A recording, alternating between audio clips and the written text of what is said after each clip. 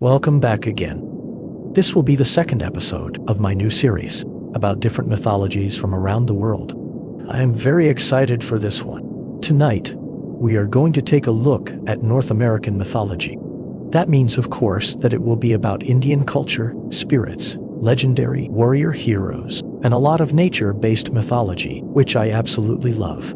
Going into this project, I did not know much about North American mythology at all, and I have learned a lot while creating the script for this video. It's really fascinating to me to learn about these things. It gives me a lot of insight in how people back in the days viewed not only spirituality, but it also gives insight in how they viewed life itself, since spirituality is such a big part in how we live our lives. The structure is going to be much like the Egyptian video, several shorter fables from the North American mythology. And as always, if you actually enjoy your time here, then please leave me a like and perhaps a follow. It means the world to me and keeps me going, creating more videos for you guys. I sincerely hope you will like it. Now let's get started with the first chapter. Part 1, The First Americans. We will start with a fast little overview of some of the prominent tribes of North America.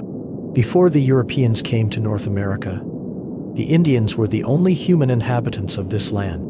They probably migrated from Siberia thousands of years ago and settled in different places, where some became hunters, some farmers, some fishermen, and some nomadic herders. The Europeans destroyed the traditional ways of life, but the myths have survived and been passed down from generation to generation, and they still constitute an important part of a living culture. The stories presented here are drawn from authentic sources, and they range from creation myths and explanations of events in nature or traditional moral values to the famous humorous animal tales. Archaeologists believe that the first inhabitants of America consisted of groups of hunters who crossed the Bering Strait from Siberia approximately 25,000 years ago. At that time, a large part of the continent was covered by ice, but as the inland ice gradually melted and retreated, people slowly moved southward until about 10,000 years ago, they reached the southernmost tip of South America. When the last ice age came to an end, North America developed into a land of extraordinary variation and contrast. Since it stretches all the way from the Arctic tundra of northern Canada and Alaska to the subtropical regions of Florida and California, the natural landscape ranges from high mountain chains and dense forests to fertile river valleys and vast prairies, marshlands, and desert. The native peoples of North America lived under widely varying conditions depending on the regions they inhabited, and they developed skills and traditions that were best adapted to their natural surroundings and the resources available to them. In the far north, along the Arctic coasts, lived the Eskimos, a nomadic hunting people who depended on both land and sea for their livelihood. Seals, walruses, whales, and reindeer provided them not only with meat, but also with blubber and fat for warmth and light, as well as hides for clothing, shelters, and boats. In winter, seals and walruses were hunted through holes in the ice, while in summer, when the ice broke up, they were harpooned from light canoes known as kayaks. Whales were hunted from larger open boats capable of carrying 8 to 10 men. Eskimo clothing was extremely well adapted to protect against the harsh climate. In summer, seal skins were worn, while in winter warmer reindeer hides were preferred. Both men and women wore hooded parkas and trousers, boots and mittens, and when it was particularly cold, they often wore 2 layers of each garment. During the summer months, people lived in skin tents, but in winter, they built more permanent dwellings of stone, wood, and turf. Where these materials were unavailable, they constructed dome-shaped snow houses, or igloos, from tightly packed snow and blocks of ice. Typically, several families lived together in a larger house or in a cluster of igloos connected by a shared entrance tunnel. Settlements often consisted of only 1 or 2 such family groups, except when several groups gathered together to hunt cooperatively or celebrate religious festivals.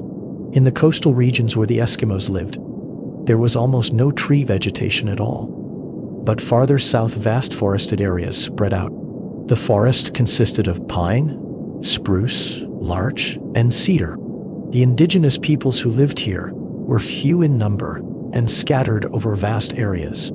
They also lived by hunting and fishing, moving about in small groups during the long, dark winter months. But during the short summer, they gathered together in larger camps. Like the Eskimos, the indigenous peoples of the northern forests had to consume large amounts of food in order to withstand the cold and obtain enough energy to hunt. Reindeer, caribou, moose, bears, beavers, and hares were trapped or hunted with bow and arrow. Birds were caught in nets and snares, and around lakes fishing was an important source of nourishment, especially during seasons when other food was scarce. Most people lived in conical tents made of hides or skins, which were easy to set up and transport, although in the western parts of the region more solid wooden houses were also built. Reindeer and moose hides were used for clothing and bedding, as well as for bags to transport goods and belongings. Other storage containers and cooking vessels were made from birch bark, which was shaped and sewn together using spruce roots. Birch bark was also used for canoes. Large sheets of bark were sewn onto wooden frames, and in summer, they were sealed with spruce resin to make them watertight. Birch bark canoes were very light and could easily be carried past waterfalls or from one waterway to another. In winter, people transported their belongings on sleds or toboggans, and they used snowshoes to prevent sinking into the snow.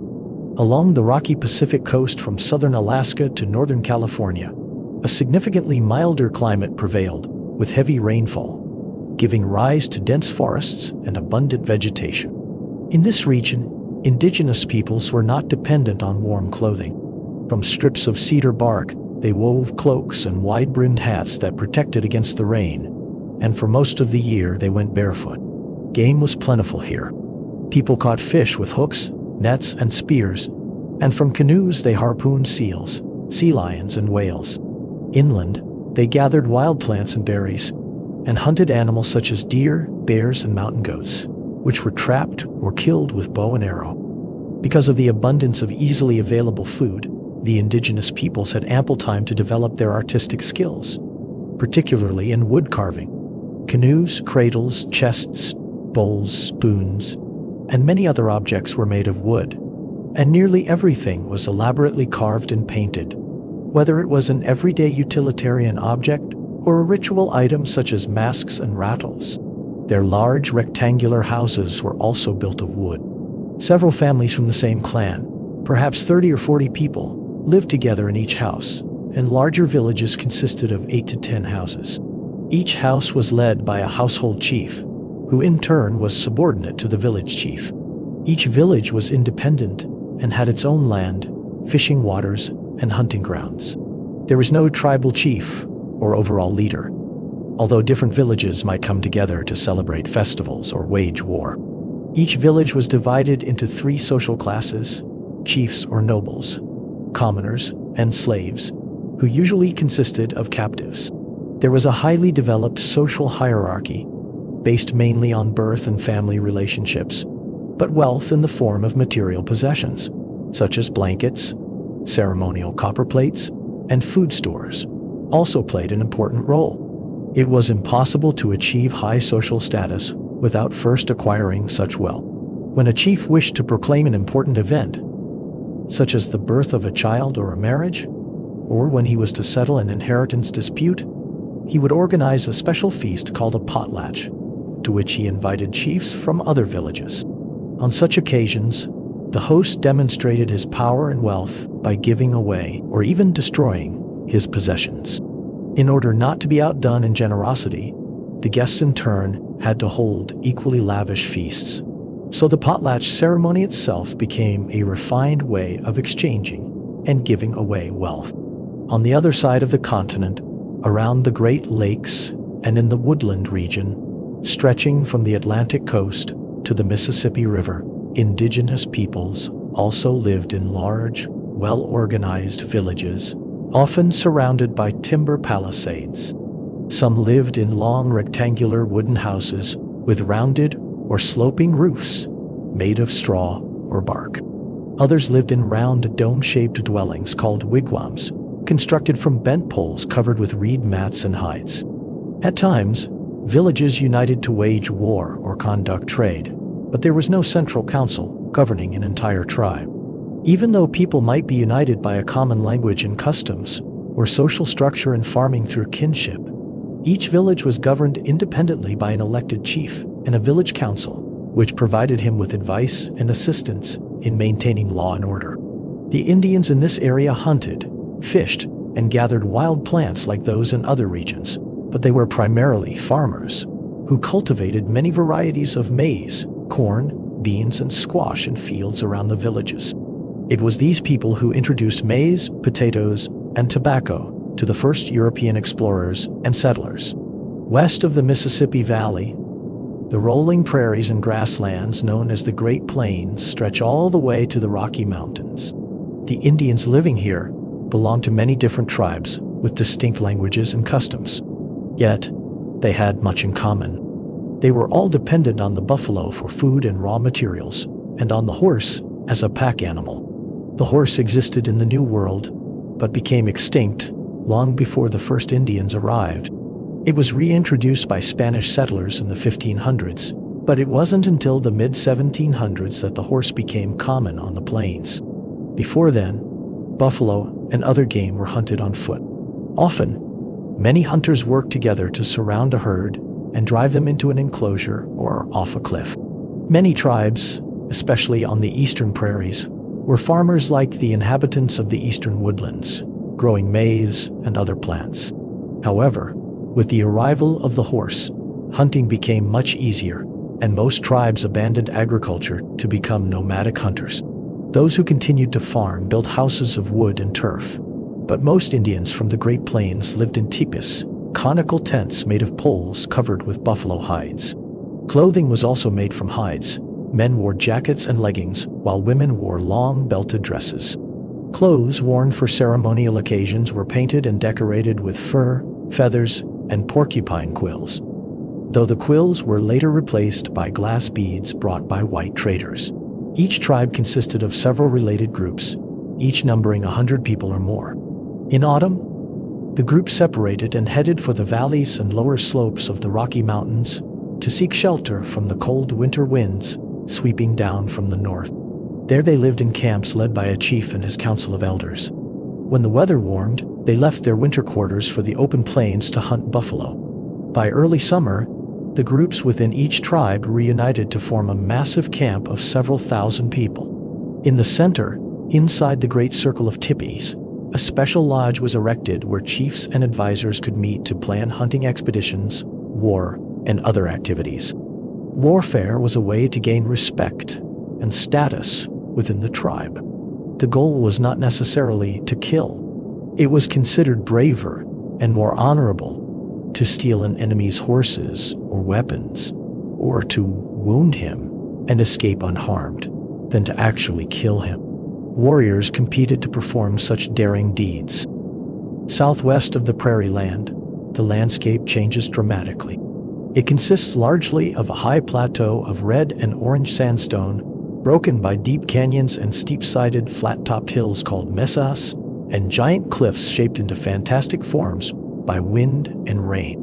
The mountain ranges are covered in pine and spruce forests, while groves of cedar and juniper grow on the lower slopes and in the valleys.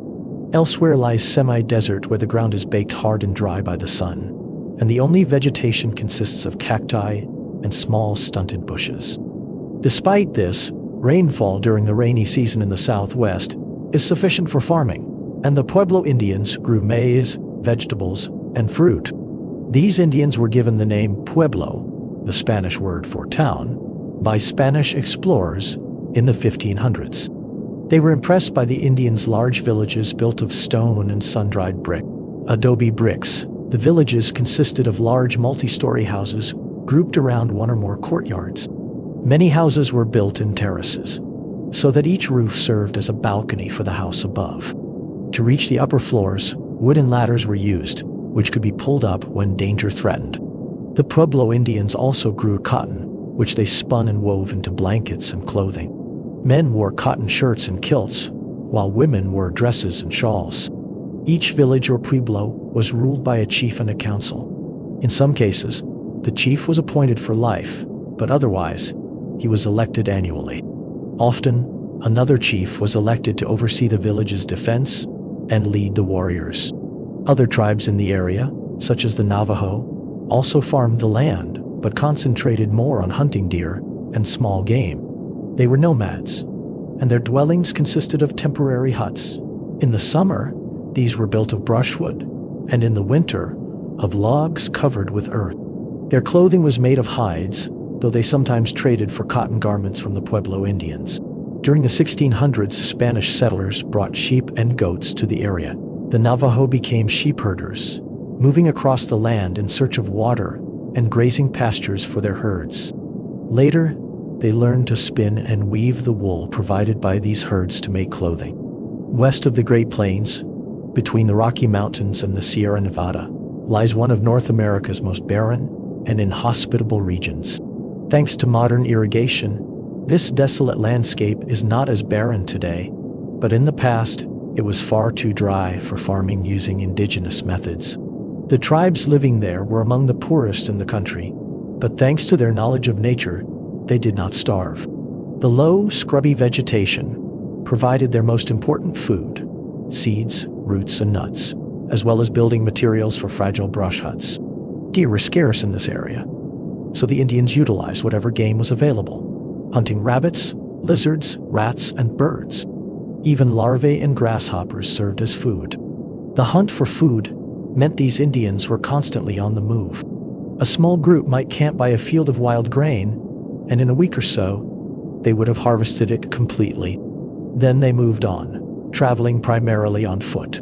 Most of their clothing was made of grass and bark, but for the colder seasons, they wove blankets from strips of rabbit skin and occasionally managed to obtain skin clothing from the Plains tribes. Beyond the Sierra Nevada, in what is now California, the Indians lived an equally simple life. But here food was more plentiful and life was easier. The staple diet consisted of a thin porridge made from crushed boiled acorns, and the sea provided a variety of fish and shellfish.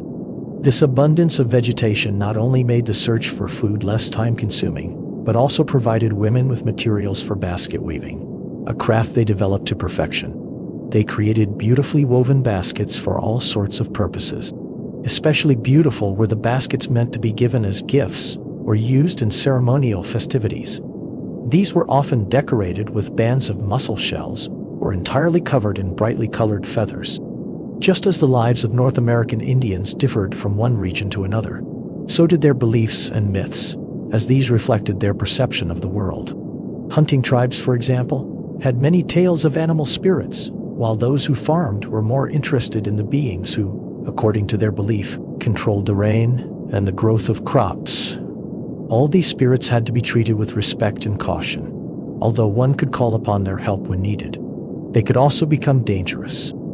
There were many complicated rules of conduct that had to be followed, so the spirits would not be offended and call down storms, disease, famine, or other misfortunes to paralyze humanity.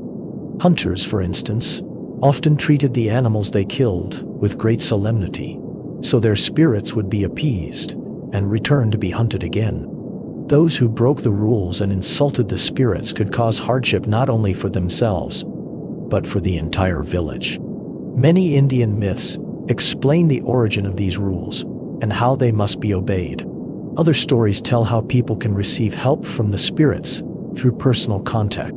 Young men wishing to make their way in the world often sought this help by seeking out remote and desolate places in solitude to fast and pray for guidance. After abstaining from food and water for several days, they often received visions where spirits appeared to help them and initiate them into rituals that would bring health and prosperity. A man blessed with special help from the spirits could become a medicine man or shaman, using his knowledge for the well-being or misfortune of others. Shamans were believed to have the power to control the spirits and to mediate between them and humans. In difficult times, people turned to the shamans to find out why the spirits were dissatisfied and how to resolve the situation.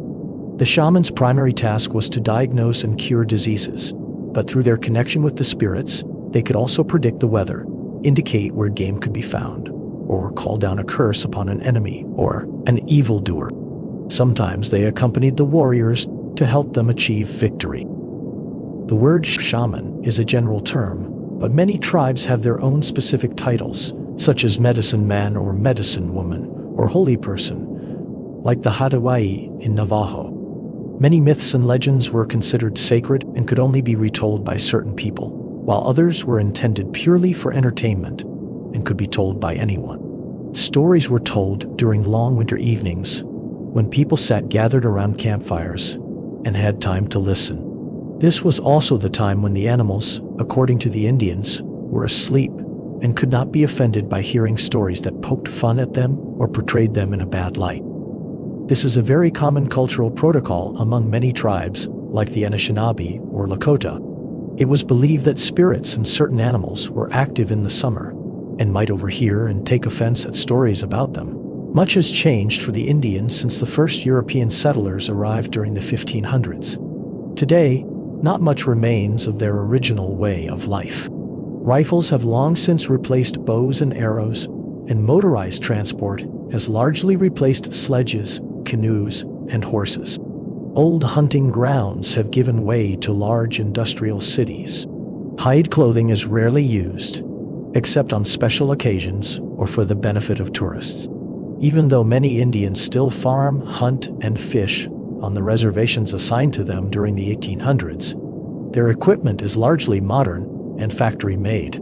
Others have moved to cities to find work far from their ancestral lands.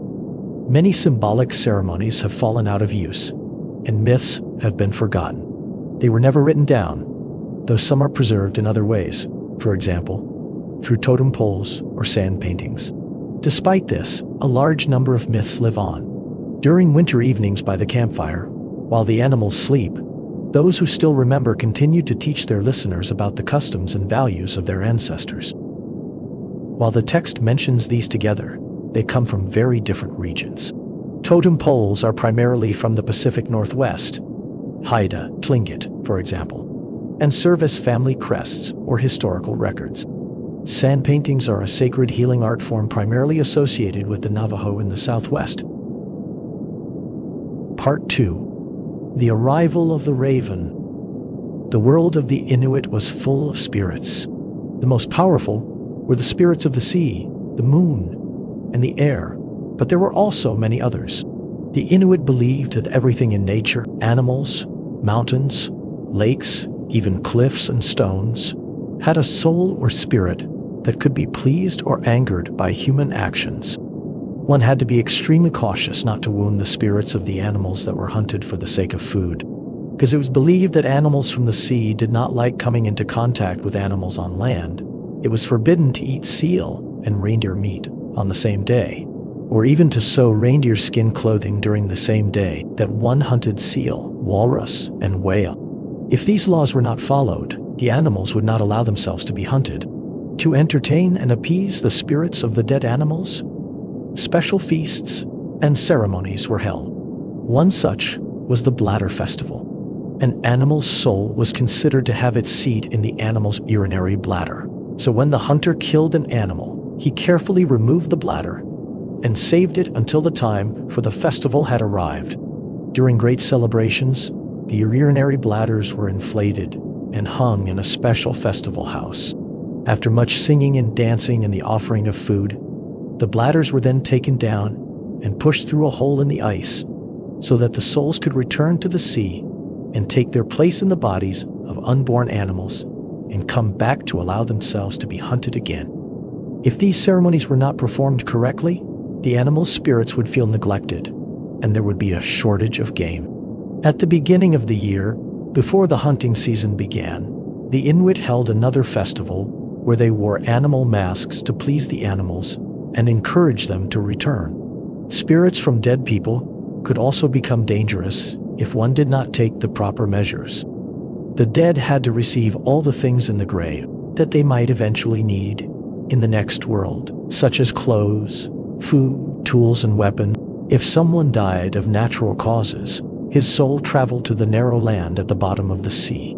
If one died a violent death, the soul flew up to the land of day in the sky, in the direction of the dawn. In these lands, the spirits lived in much the same way as during their earthly life. In the land of day, Life was particularly happy and carefree, and when the northern lights flared in the sky, it was believed the dead occupied themselves with their favorite sport, football with walrus skulls. Regular festivals were held for the souls of the dead, so that their relatives could honor them with song and dance and offerings of food, water, and clothes. If this was not done, the souls could return to the earth as evil spirits. Many of the Inuits' myths and legends deal with these spirits, who were believed to exist everywhere around them, or with forces of nature that they had difficulty explaining.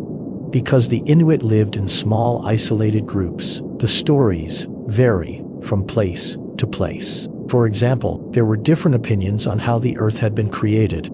In some areas, the Inuit believed that it had always existed, and that the first humans came from the sky or the earth's interior. But in Alaska, it was believed that the earth and everything on it had been created by the raven. In the beginning, there was only darkness. Yet inside this darkness, the raven already existed. He was then still small and weak, and his special abilities were not fully developed. In fact, he did not even know that he possessed special abilities. He sat huddled on the ground in the darkness and listened. There were no sounds. There was nothing. He groped around. The ground was hard and bare.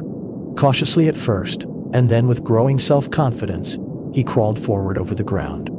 Everywhere it seemed the same, hard and cold. But as he moved forward, things began to come to life behind him. Water seeped out from cracks. It rose and formed streams and rivers. Hills and mountains shot up out of the earth. When the raven returned to the place where he had started, he found to his surprise a forest with thick ground vegetation of grass and ferns. Encouraged by this, he decided to explore the terrain further away. But before he had reached particularly far, he stopped and drew back in terror. The ground had disappeared.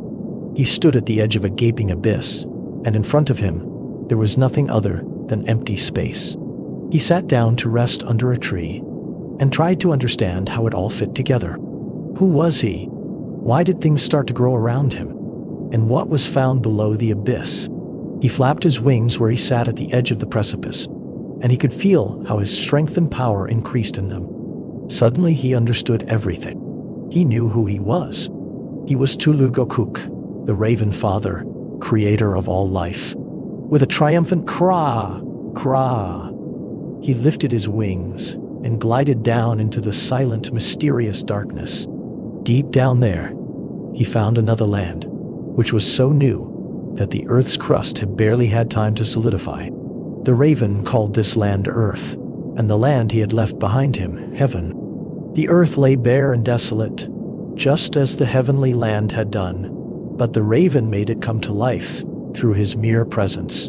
And soon, this land too was covered with trees, grass, plants, and flowers. But everything still lay wrapped in darkness. Suddenly, he caught sight of something bright that was glimmering. He bent down and discovered a gold-shimmering object half hidden in the earth. When he scraped away the soil, the light became stronger. Much, much stronger. While the raven shielded his eyes from the sharp light, he threw the golden object up into the air, and suddenly, the earth was illuminated by flowing sunshine. Now the raven could see his creation. It was a wonderful land with snow-covered mountain peaks, forests, and tree-covered slopes, with rolling grasslands and valleys and many rivers, lakes and streams that glistened and shone in the clear sunlight. The raven wandered proudly around in the new, beautiful land and observed his creation. When he came to the sea, he saw a giant, winding vine. It was much larger than the others, tall as a birch, and covered with pale green pea pods. Suddenly, one of the pea pods burst with a loud crack, and out tumbled a human. Terrified by this sudden appearance, the raven took a leap backward. On the ground sat the first Eskimo and rubbed his eyes from the strong sunlight. "Indeed," cried the raven. "When I created the vines, I could never have believed that something like this would come out of them." When they had both recovered from their surprise, the raven showed the human what he had done. "Are you hungry?" asked the raven. "These berries here are good to eat." The human ate the berries, but still felt hungry, and the raven realized that more substantial food was required. When he had thought for a while, He took a lump of clay from the riverbed and formed two small animals with short, powerful legs and long, curved horns. He lowered his wings over them for a few moments, and when he lifted his wings again, two large musk oxen galloped away across the grasslands. In the same way, the raven also created the first pair of reindeer, but because he did not let the clay dry long enough before he flapped his wings, the reindeer's coat remained brown and white speckled, as it is today. "I shall teach you how to manufacture bows of wood and sinew," said the raven to the human, "and arrows with bone tips, so that you can hunt these animals for food. But be careful," he added. "You must not hunt too many, for then they will become scarce, and you will go hungry. The animals will be your friends in many ways if you only treat them with respect."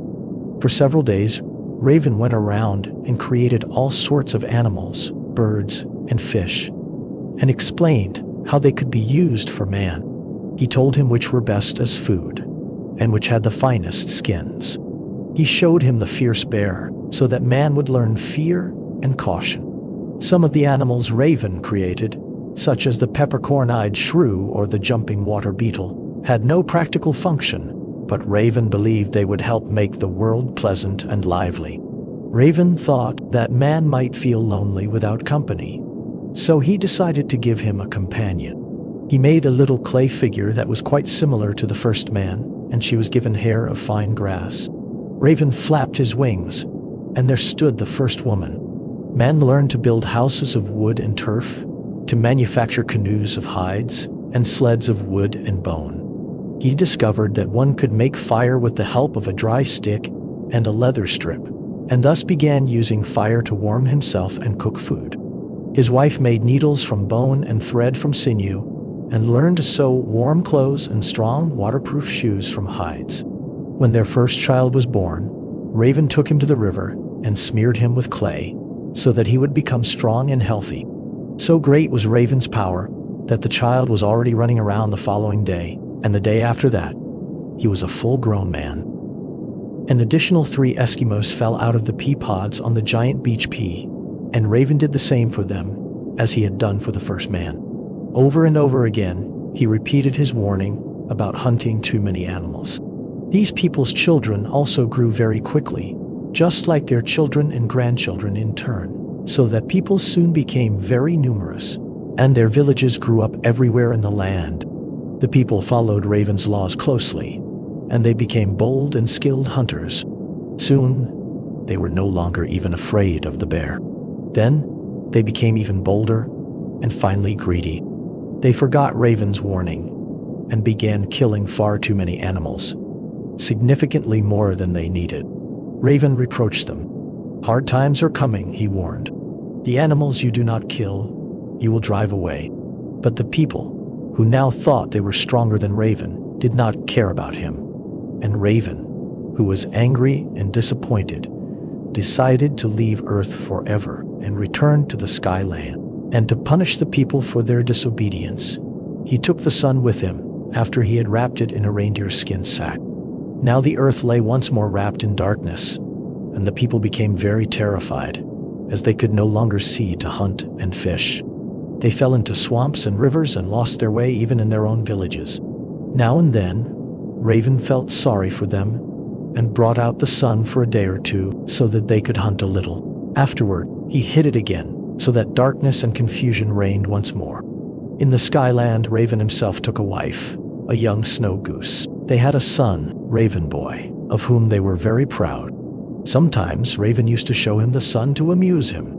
The young raven was fascinated by the glowing thing and longed to have it as a toy. One day, while Raven was taking a midday nap, Raven Boy snuck up to the chest where the sun was kept. Carefully, he lifted the skin sack, but at that very moment, Raven woke up. In a panic, Raven Boy threw himself toward the door, flapped his wings, swung out into the darkness, and took the sun with him. Raven rushed after him and begged him to come back, but his sun only flew higher and higher. Raven feared he intended to keep the sun for himself and called after him, "Do not hide the sun forever. Let it shine over the earth sometimes."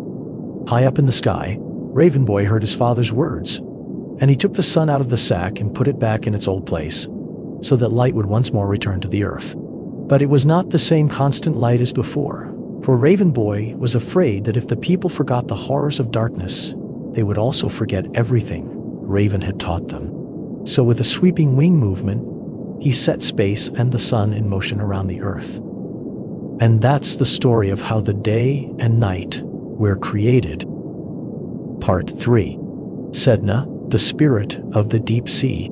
Sedna, the spirit of the sea, was once an ordinary mortal girl who lived with her father by the sea.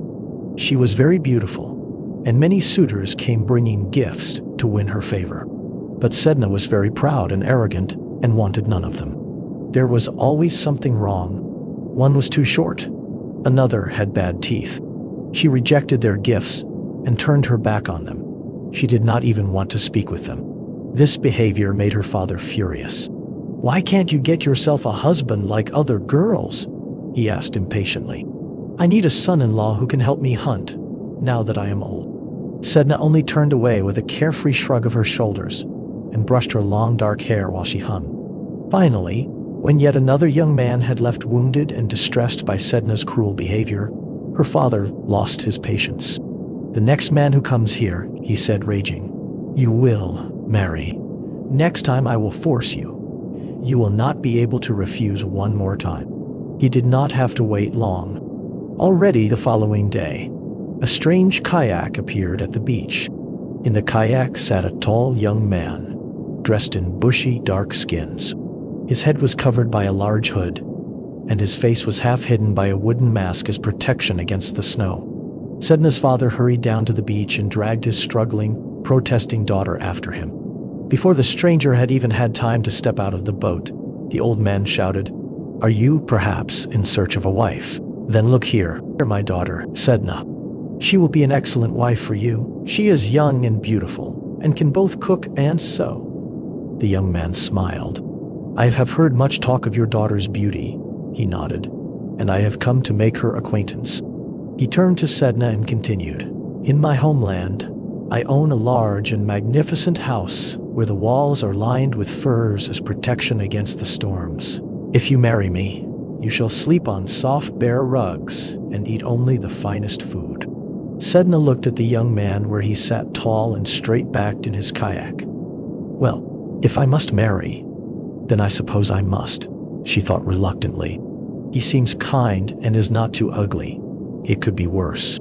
There was truly not much she could do about the matter, for her father had made up his mind, and without saying another word, he tucked her down into the kayak. The young man took his paddle and pushed the canoe out into the water. They traveled for a long time over the ice-cold sea. Sedna, who was angry and sad, said nothing, and the young man did not seem inclined toward conversation either. The only thing heard was the lapping of the waves against the kayak and a lone seabird that now and then shrieked over the water. They traveled further and further away, until finally a rocky island rose out of the mists. "Look," said the young man, "there lies my home." Sedna was terrified. The island appeared to be desolate and inhospitable. Nothing grew on the stony beaches, and seabirds circled around the cliffs and filled the air with their wild, lamenting cries. The young man paddled into shallow water and hopped ashore. He threw back his hood and took off his snow mask. Sedna looked at him in astonishment.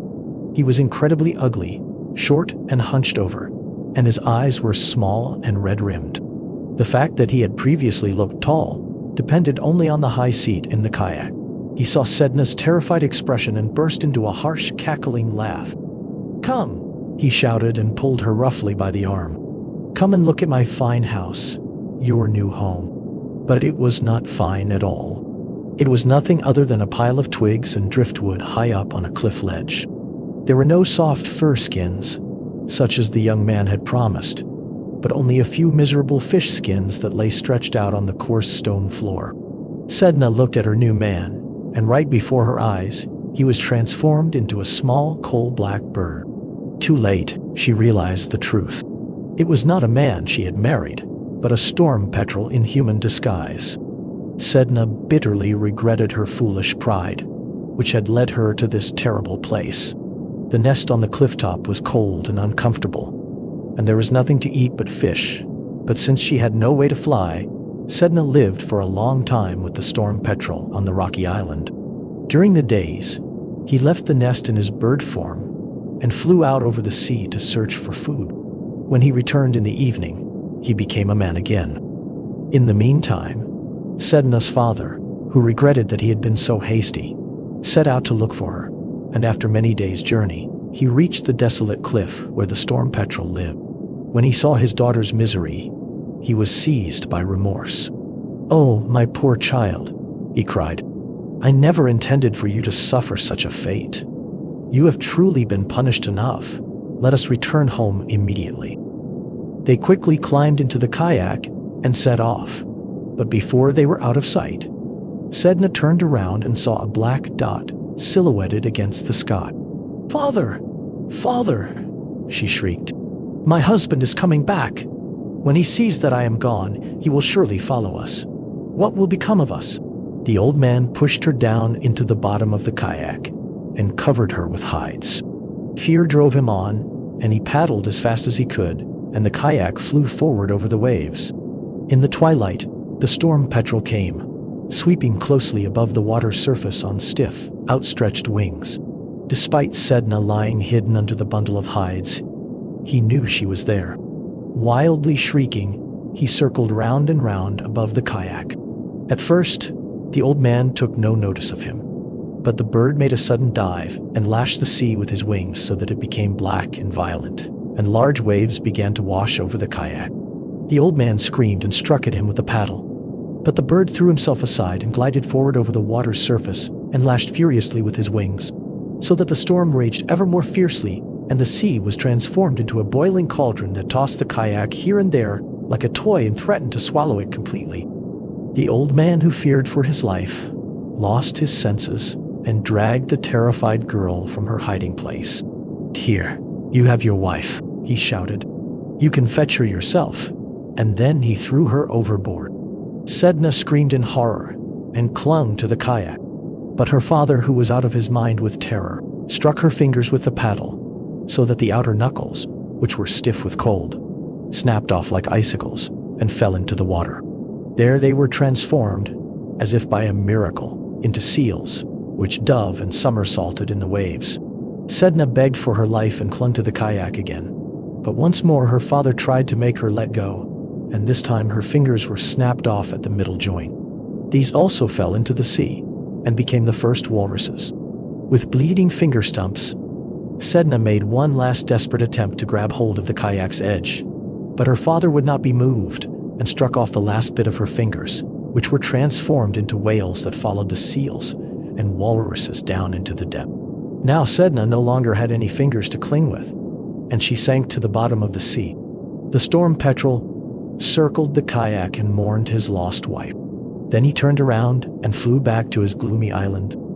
But Sedna did not drown. Instead, she became the spirit of the sea and the mother of sea creatures. According to legend, she still lives on the seabed, where she watches over the creatures that were created from her fingers with jealous care. But because of her father's cruelty, she cannot feel any love for humans. She suffers from their evil deeds, which cause wounds on her body and attack her hair like lice. Since she has no fingers, she cannot brush it, and it becomes tangled and dull. As revenge for this, she stirs up storms to prevent people from hunting, or she keeps the sea animals for herself. At such times, the shamans must travel to the Sea Kingdom to confess the sins of humanity and beg her for forgiveness. Only the most powerful, who fear nothing, can undertake this journey, for the way there is long and dangerous and blocked by large rolling boulders, and evil spirits guard the entrance to the Sea Mother's sealskin tent. To soothe Sedna's wrath and pain, the shaman must first comb her hair until it is clean and soft again. Thereafter, Sedna may feel more kindly disposed and releases the whales, walruses, and seals from the large basin under her lamp, so that humans for a short time may hunt freely and without fear until they forget and begin to sin again. Part 4. The Origin of Winds. Long ago, when the world was still very young, there were no winds at all, whether lukewarm summer winds or raging winter storms. Everything was completely still. There was no rustling in the reeds, and the snow fell straight down toward the earth instead of blowing and swirling up into drifts, as it does now. At that time, an old couple lived in a village at the mouth of the Yukon River. They had no children, and it made them very sad. Often the woman used to sigh and say, "How happy we would be if we only had a child." Then her husband would also sigh and answer, "Yes, if we had a son, I would teach him to hunt bear and seal out on the ice floats, and to manufacture traps and snares. How will it go for us when we become old, without anyone who looks after us? Who shall hold festivals for our souls when we are dead?" They brooded much over these questions, and during many long winter evenings they sat in the flickering light from the fire and fantasized about how different everything would be if they only had a child. One night, the woman had a strange dream where she saw a sled pulled by 3 dogs, one brown, one white, and one black, drive up in front of her front door. The driver leaned forward toward her and waved. "Come," he said, "sit here beside me. I shall take you on a journey." Surprised and afraid, the woman did as she had been told. She had barely had time to sit down before the driver cracked the whip, and the sled lifted high up into the air. Faster and faster they flew through the night-black space, and the stars shimmered like hoarfrost as they traveled past. The woman was no longer afraid, for she understood that this must be Igaluk, the spirit of the moon, who often came to comfort those who were having a hard time. Suddenly, the sled stopped, and the panting dogs lay down to rest. In all directions, as far as one could see, a vast ice plain stretched out, and the only thing that broke the glittering surface was a small, stunted tree. Igaluk pointed toward the tree and said, "You who long so much for a child, look at that tree over there. Make a doll from the trunk, and you will become happy." Before the woman had time to know more, she woke up. Her dream had been so vivid that she immediately woke her husband. She told him what she had seen and asked him to search for the tree. The man rubbed the sleep from his eyes. "What use would that be?" he muttered. "It would only be a doll, and not a real child." But the woman insisted, and finally the man took his axe on his shoulder and went to look for the tree. On the outskirts of the village, where the snow lay thick and undisturbed, he saw a glowing path that stretched far away into the distance. It was now full day, but the path still shone like moonlight, and the man understood that he must follow it. For many hours he traveled along the path of light until he finally saw a brightly shining object on the horizon. When he came closer, he saw that it was the tree his wife had spoken of. The man cut it down with the axe and carried it home. That evening he carved a little boy figure out of a piece of the tree, while his wife sewed a little outfit of sealskin, and when the doll was finished, she dressed it and placed it on the seat of honor on the bench directly opposite the door. From the remaining wood, he carved a few toy bowls and some small weapons, a spear and a knife with bone tips. His wife filled the bowls with food and water and placed them in front of the doll. Before the couple went to bed, they sat and looked at the doll. Despite it being only 6 inches high, it looked very lifelike, with its eyes made of small ivory splinters. "I don't understand why we've gone to all this trouble," the man muttered. "Everything is exactly as before." "Perhaps so," replied his wife, "but at least we have received something to be happy about and to talk about." During the night, the woman woke up suddenly. She heard several low-pitched whistles nearby. She rushed to her husband and said, "Did you hear? That was the doll." They hurried up and quickly lit the lamp, and in the faint glow they saw that the doll had eaten the food and drunk the water. They saw that it breathed and moved its eyes. The woman lifted it into her arms and hugged it. They played with the doll for a while, until it became sleepy. Then they carefully put it back on the bench and went to lie down, delighted with their new toy. But in the morning when they woke up, the doll was gone. They rushed out and saw his footprints leading away through the village. They followed for as far as they could, but at the edge of the village, the footprints in the snow stopped, and the doll had disappeared without a trace. Sadly, the couple returned home, but the doll now followed the same path of light the man had walked the day before. He walked and he walked until he finally reached the eastern horizon, where the sky lowers itself toward the earth and blocks the light. When the doll looked up, he saw a hole in the sky that was covered with a piece of skin. The skin bulged inward, as if there was some mighty force on the other side. The doll, who became curious, drew his knife and cut through the ropes holding the skin in place and pushed it aside. Instantly, a mighty wind rushed in, sweeping with it birds and animals. The doll looked in through the hole, and on the other side, he saw the skyland, which looked exactly like the earth with mountains, trees, and rivers. When he thought the wind had blown enough, he pulled the piece of skin back over the hole and said with a stern voice, "The wind blows hard sometimes, and softly sometimes, and sometimes not at all." And so he went further. When he reached the southern horizon, he saw another piece of skin covering a hole in the sky wall, and it also bulged out like the first one. Again he drew his knife, and this time a warmer wind blew in, bringing with it more animals, trees, and bushes. After a while, the doll covered the opening with the same words as the first time and continued westward. There he again saw a similar opening, but as soon as he had cut the ropes, the wind brought a fierce storm with waves and foam from the great ocean on the other side. The doll hurried to cover the hole and instructed the wind in the same way he had done with the other winds. When he came to the north, the cold was so biting that he hesitated for a moment before he dared to open the hole found there in the sky. When he finally did so, a violent gust of wind came with large drifts of snow and ice, so that the doll in an instant froze to the marrow and closed the opening very quickly. He admonished the winds in the same way as before, and now set off inland, away from the horizon, and he continued walking until he reached the very center of the earth's surface. There he saw the sky arch over the earth, like a giant tent supported by high, slender pillars. The doll was satisfied now that he had seen the whole world, and decided to return to the village where he had started. His foster parents were very happy when they saw him, for they had feared he had left them forever.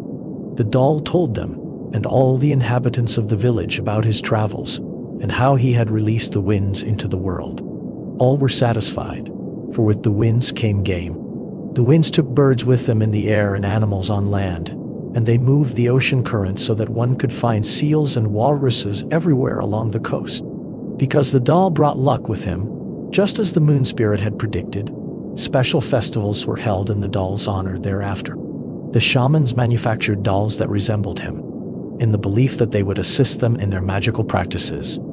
And parents made dolls for their children because they knew that they bring luck to those who care for them.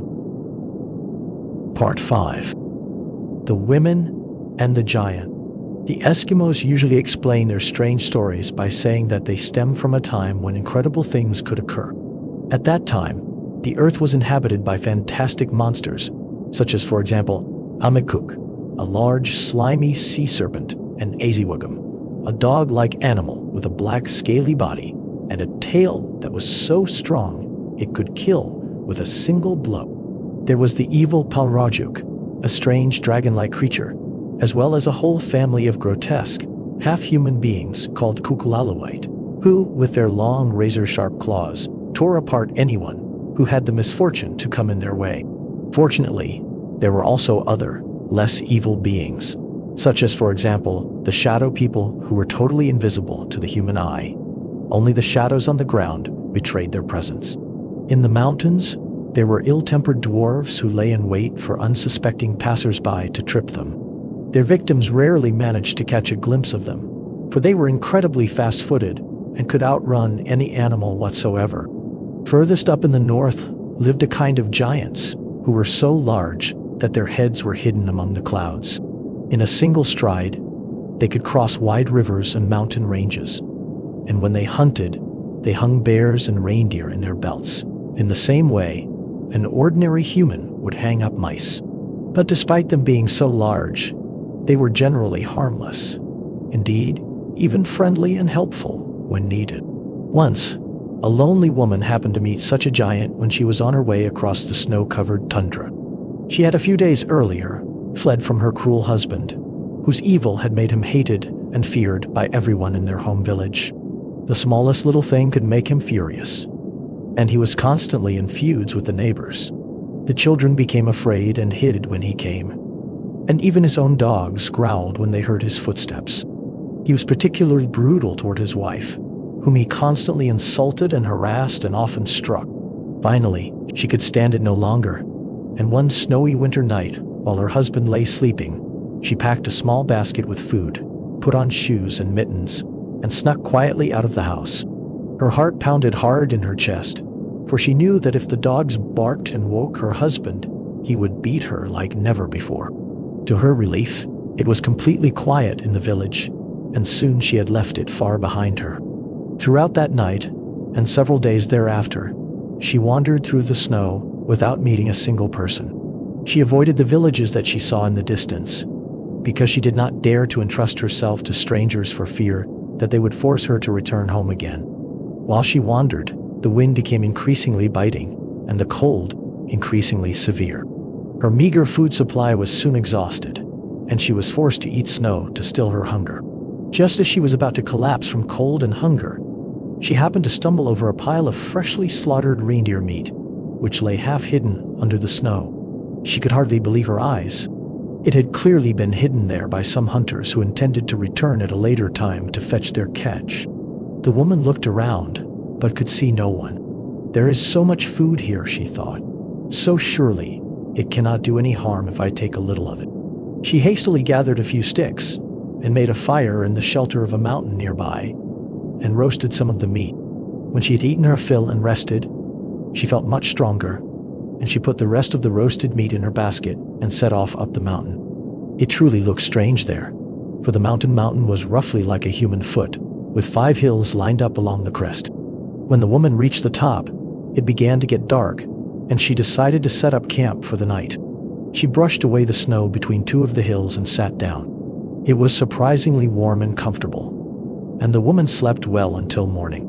During the 3 following days, the path sloped gently upward toward the north.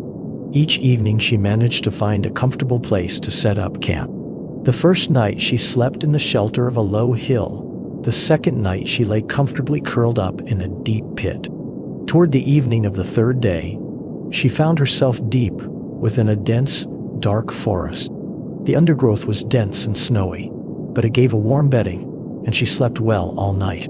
Next morning, just as she was about to set off again, she heard a harsh voice thundering from somewhere above. "Who are you? What are you doing here? No people ever comes here." Terrified, the woman realized that she had, during the last days, wandered across the body of a sleeping giant, and that she had slept the first night between his toes, then under his knee, so in his navel, and now in his beard. It must have been the giant's reindeer meat that she had roasted and eaten that first evening. Despite the woman being close to fainting from fear, she still managed to stammer out her story. Again, the deep voice was heard.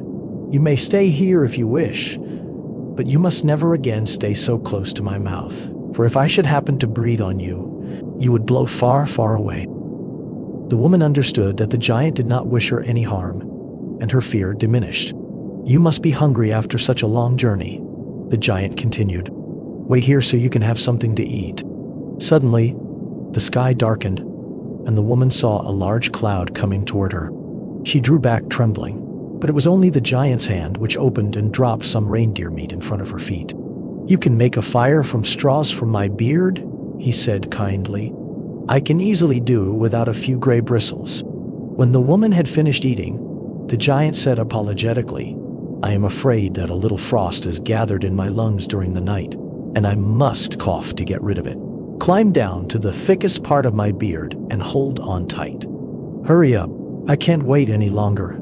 Hardly had the woman done as the giant said, before she heard a fearsome roar, and a violent wind rushed over her head, followed by a blinding snowstorm. "Ah, now it feels better," said the giant, and the air became clear again. The two soon became good friends. The giant, whose name was Kinnak, let the woman live beside his nose, at a safe distance from his mouth, and he let her build a hut from hair strands from his beard. He provided food so that it sufficed for them both. He only needed to reach out his hand and catch a reindeer or deer or seal or whatever he wanted. He also caught bears, wolves, and foxes so that the woman could have warm clothes, and she soon had a beautiful supply of hides and skins. So they lived for a time as the best of friends. Then it happened that the woman thought of her husband and wondered if he missed her and was sad that he had driven her away. Kinak noticed that she sometimes looked sad and thoughtful, and one day he asked her if she wanted to return home. "Yes," the woman admitted, "but I'm so afraid that my husband will beat me again." "Don't be afraid," Kinak answered. "I shall protect you. Whenever you are in danger, you only need to call my name, and I will rescue you." Kinak then told the woman to cut off his earlobes of all the skins she had collected and to place them in her basket. When that was done, he asked her to curl up by his lips and close her eyes. Immediately, a powerful, snowy gust of wind came, and the woman felt herself lifted up and carried away through the air, like a feather by Kinak's breath. When the wind finally let her go, and she stood on solid ground again, she opened her eyes. She was back in the village and stood in front of her old home. She placed the basket with the earlobes in the storehouse and went into the house. The husband, who sat by the fire, jumped up in consternation, for he had long believed she was dead and now took her for a ghost. When he had heard her story, he was happy that she had come back, and he promised to never mistreat her again. When he went out to the storehouse the next morning, he found to his surprise that it was filled with warm skins. For during the night, every earlobe had been transformed into a complete skin. These skins made him very wealthy, and he became a significant man in the village. For several years he kept his promise to his wife, and they were very happy. They had a son who was named Kinak, in memory of the giant. But eventually, the man relapsed into his old behavior and began to mistreat his wife again. One day he had an outburst of rage over some trifle, and he snatched up a club and threatened to strike her. The woman fled out of the house, but the man followed, struck her to the ground, and raised his arm to strike once more. The woman had almost forgotten the giant, but just then she happened to think of him and screamed, "Kinak, Kinak, help me, please." Hardly had she uttered the words before the sky darkened, and a violent whirlwind swept down over them. The man was lifted high into the air and swept away by the wind further and further until he finally disappeared from sight. So eventually the wind died down and everything became still, but the cruel man was never seen again. The woman remained in the village with her son Kinak, who grew up and became a stately young man, tall and strong. But alas, to his mother's sorrow and horror, he had inherited his father's bad temper, and he was constantly involved in quarrels and disputes. One day, he fell into a fight with two hunting companions over a seal, and killed them both with his spear. His mother was filled with horror when she heard tell of the terrible deed. "Your evil has brought shame and humiliation over the whole village," she said. "Now, you have truly put us in danger, for the relatives of those murdered will seek us out to take revenge. It would be best for everyone if you left here and never came back again." So Kinak left the village and never came back. By pure chance, he happened to take the same path as his mother had taken many years before, and eventually came to the giant's land. The giant was happy to see his old friend's son. He let the youth live on his face and build a hut from his beard, just as his mother had once done. He also repeated his old warning that if Kinak was concerned for his safety, he must not come too close to the giant's mouth. But the youth was stubborn and held danger in contempt, and he decided to explore the forbidden area. He made his way through the thin and tangled undergrowth that made up the giant's beard and eventually came right next to his mouth. In the same moment, the giant opened his lips and emitted a powerful gust of wind. The young man tried in vain to cling to the giant's mustache, but he was torn loose from the strong hairs and hurled high up into the air, where he disappeared among the clouds forever. Since that day, no one has seen the giant Kinak, and no one has dared to seek him out. It is said that he still lives high up in the north, and during biting winter nights, one can still hear his whistling breath in the swirling snow. Part 6. The Hare and the Otter. The Indians who hunted alone or in small groups among the tall, dark pines in the forests of the north had no difficulty imagining that they were surrounded by supernatural beings. The Kutchin and the Tanana hunters believed that if they heard a strange whistling sound in the forest, it meant that Nakani, a kind of evil spirit that resembled humans but possessed superhuman powers, was nearby. The Nakani kidnapped people whom they then made into slaves, and there were not many of those who had been captured who ever returned and could tell what had happened. The few who managed to escape were extremely distressed or insane after the dreadful captivity.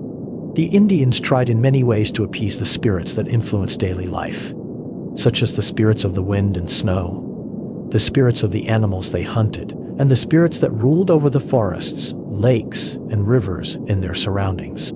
Many people wore amulets that would protect them or bring luck with them. It could be a stone or the skin from some small animal, but it was the shamans who best knew how one should control the spirits. And usually it was they who got to mediate for the others. Most shamans received their special knowledge through dreams, sometimes as early as when they were children. This knowledge gave them the power to summon the animal spirits and instruct them when they were needed for magical purposes, and often it was believed that they could speak through the animal or transform into animals. Included in the shaman's equipment were amulets representing the spirits they commanded, skins belonging to their spiritual helpers, and special bowls and spoons used in medical ceremonies. There were a variety of regulations regarding how one should kill an animal and how one should dispose of the bones and the meat that was left over. In the James Bay area, the first goose killed in the spring was particularly important, and its head was dried and adorned with beads and stored in a special place in honor of the goose spirit.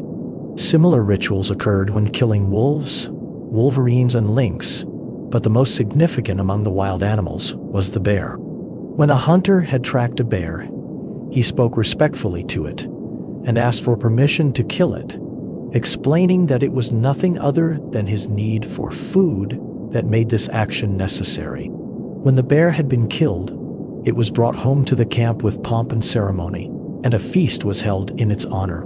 The bones were placed on a special wooden frame in the skull, which was sometimes painted and decorated with ribbons fast to a tree facing a lake or river, as it was believed this would appeal to the bear's spirit.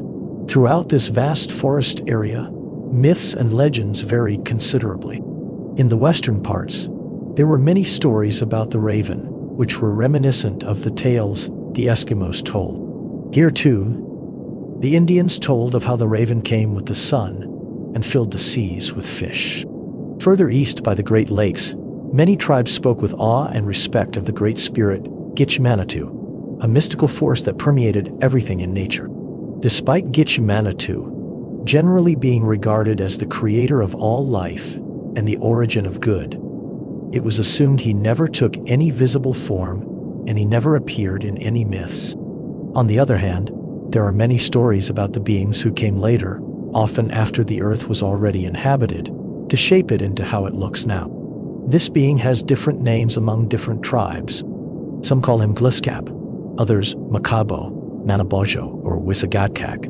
But the legends show that whatever name is given to him, they usually refer to the dual being who so often occurs in North American mythology, namely the trickster creator. On some occasions, he appears as a wise and noble benefactor who performs good deeds for his fellow humans. At other times, he can be cunning, mean, deceitful, and behave like a real scoundrel. Sometimes, he is called simply the Great Hare, because he often takes the form of a hare. It was in this form that he, for example, stole fire from the people of the dawn. When the Dawn Man and his daughters found a small shivering hare in the snow outside the door, they felt sorry for it and took it into the warmth of the fire. But as soon as they turned their backs, the hare took a burning piece of wood from the fire and ran quickly away to the place where he had hidden his canoe. He paddled so fast that the wind resistance caused the fire to flare up and singe the hare's ears. That is why the tips of a hare's ears are always dark, regardless of what color its fur is otherwise, whether it be brown in summer or white in winter. But despite the hare being cunning, he is also foolish and easily fooled, and it is not unusual for him to get into trouble because of his schemes. One cold winter day, The hare wandered dejectedly through the snowy forest. He had left home early in the morning to look for food, but so far he had not found anything. In a clearing near the river, he spotted a lonely birch bark wigwam, and he drew hopefully closer in the belief that its inhabitants would show guest friendliness toward a weary wanderer. Just then, the otter appeared, and he carried a stout pole with a number of dangling hooks over one shoulder. "Good day, Brother Otter," the hare greeted him sadly. "This is a difficult season, don't you think? I haven't eaten for several days, and soon my ribs will stick out through my fur. I am sure of it." He patted his white, fluffy sides with his paws to show what he meant. The otter laughed. "It's not that bad for all of us," he said self-satisfiedly. "It's always possible to find food. You just have to know how to do it. Follow me. I'll show you how I go about it." The hare, who realized that a meal was near at hand, was not slow to accept, and he followed the otter down to the riverbank. From the shore slope, an ice slide led down to the water's edge. The otter sat down and slid smoothly down the ice slide and landed almost soundlessly in the water. Without effort, he glided around in the water, disappeared then and then under the surface, and soon he emerged with his arms full of fat, juicy eels. The hare was full of admiration when he saw the otter hook the catch onto the pole. "I must say," he said to himself, "that was a simple way to solve the food question." To the hare's delight, the otter invited him to share the meal, and they returned to the otter's wigwam with the pole, which was now so heavy they had to carry it between them.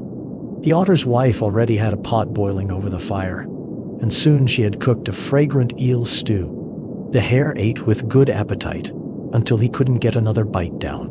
Finally, he leaned back with a sigh of satisfaction.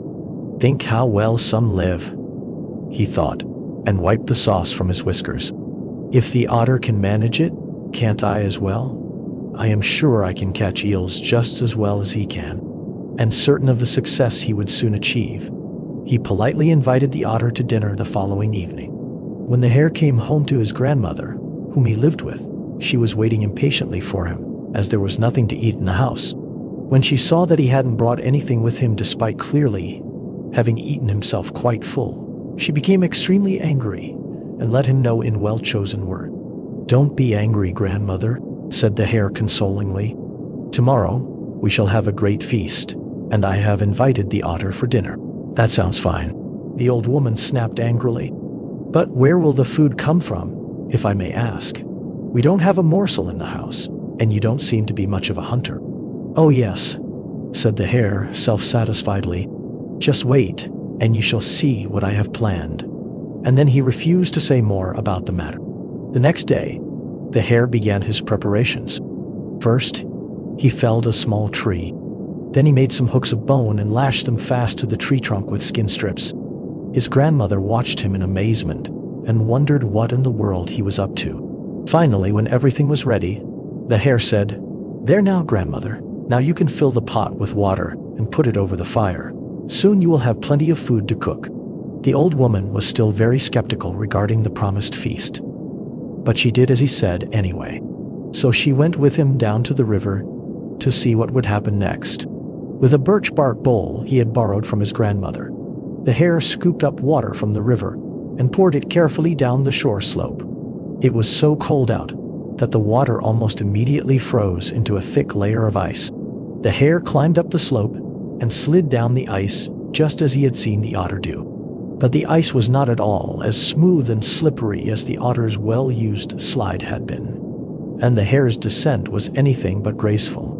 He thumped and slipped down the slope in lumpy jolts and finally tumbled into the water with a huge splash. The ice-cold water made him lose his breath. It forced its way into his eyes and ears, and when he was about to gasp for air, it also filled his mouth. He splashed around and struggled to keep his head above the water's surface. This was not his right element. Just then, the otter came walking by. The strange sight that met his eyes made him completely bewildered. "Isn't that your grandson down there in the river?" he asked the old woman. "What is he doing?" "I think he is fishing," the hare's grandmother answered with a grimace. "Presumably, he has seen someone else do that, and so he thinks that he can also do it."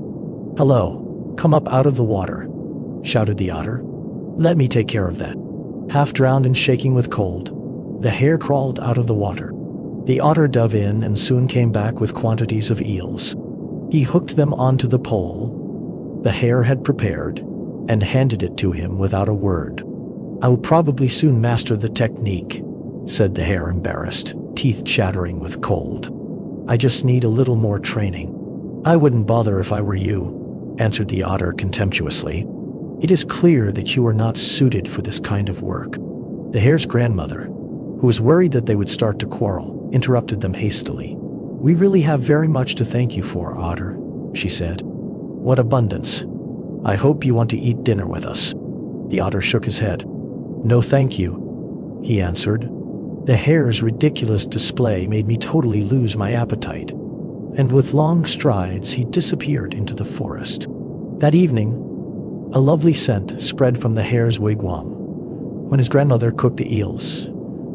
But the hare was so humiliated over his wretched failure as a fisherman and over the otter's scathing comments that he could hardly manage to taste the delicious dish she set before him.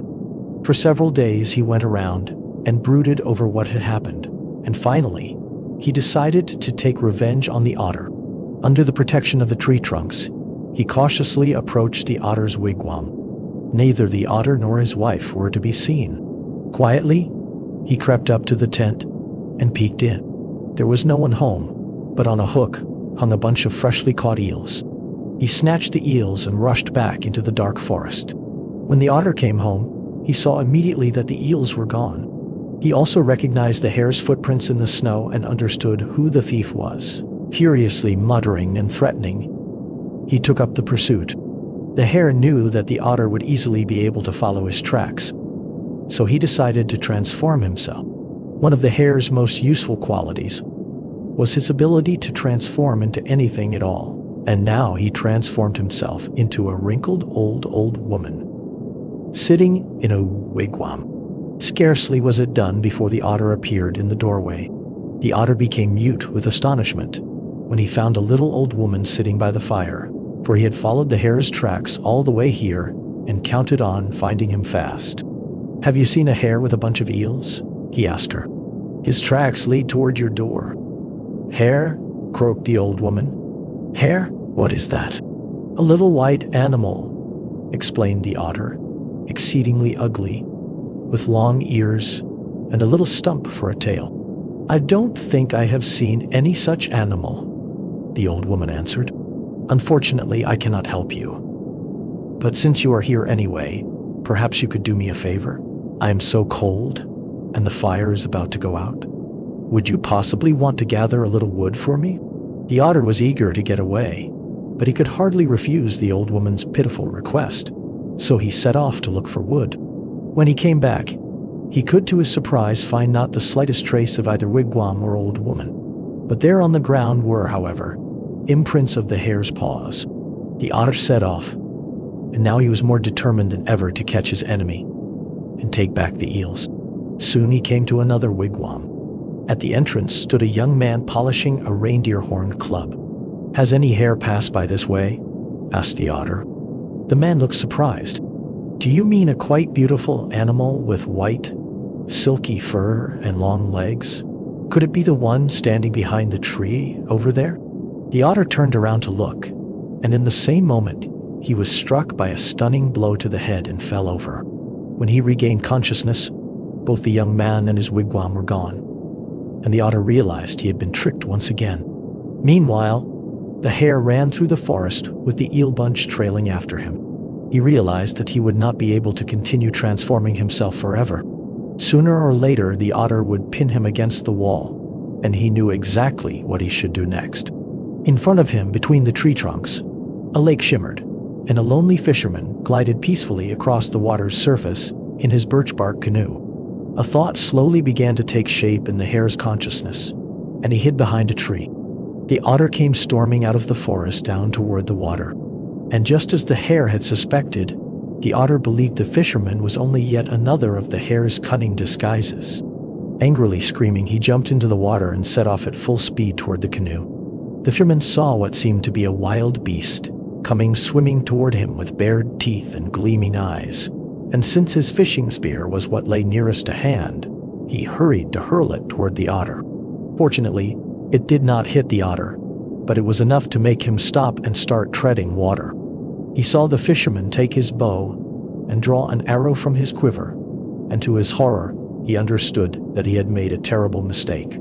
He did not bother to see the continuation, but dove down under the water's surface and swam at full speed in toward the shore. Well in safety, he climbed up to rest and recover from the shock. He decided for himself that he would not look for the hare any longer, even if it meant he had lost his eels. On the way home, he swore to never have anything more to do with the hare. Even the hare set off homeward. This time he truly looked forward to his eel meal, but he wondered if he should perhaps not focus on more easily accessible food in the future. But on the other hand, eels were so good, and if he practiced on his ice slide, then perhaps maybe, just maybe, it could work. Okay, I think that we will wrap up this episode here. I still have lots of North American fables to go through, so there will surely be more episodes shortly. I thought it was really interesting. Before I started work on this video, I didn't know much about North American indigenous people, so I have learned a lot, I feel. We do have indigenous people in Sweden also.